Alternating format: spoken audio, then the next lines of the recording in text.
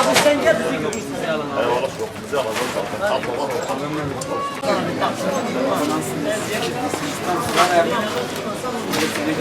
Gerek yapmış.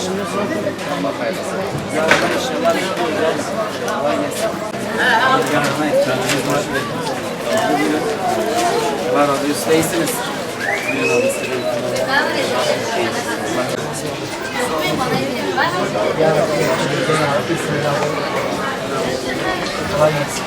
Nasılsınız abi? İyisiniz. Hayırlı işler olsun.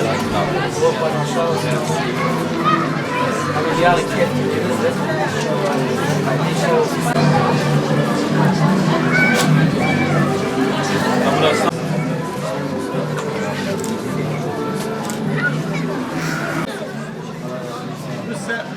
Eyvallah gül kokulu ya gül. Aynen.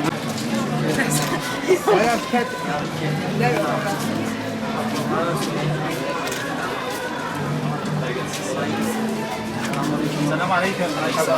İyisiniz inşallah. Sağ olsun. Nasılsınız?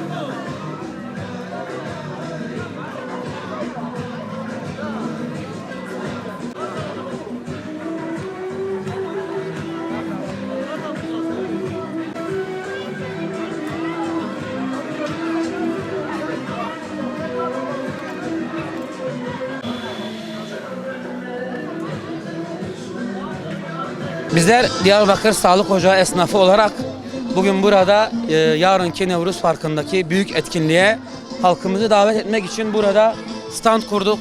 Gül sularımızla, lokumlar ve çeşitli ikramlarla tüm halkımızı burada yarınki etkinliğe davet ettik. Aynı zamanda bütün esnaf kardeşlerimizi gezerek kendilerine yarınki etkinlik için hem davetiye kartlarımızı verdik hem de gül suyu ve lokum ikramında bulunduk. İnşallah bu vesileyle bizler de yarın tüm Diyarbakır halkını Nevruz Parkı'ndaki büyük etkinliğe davet ediyoruz.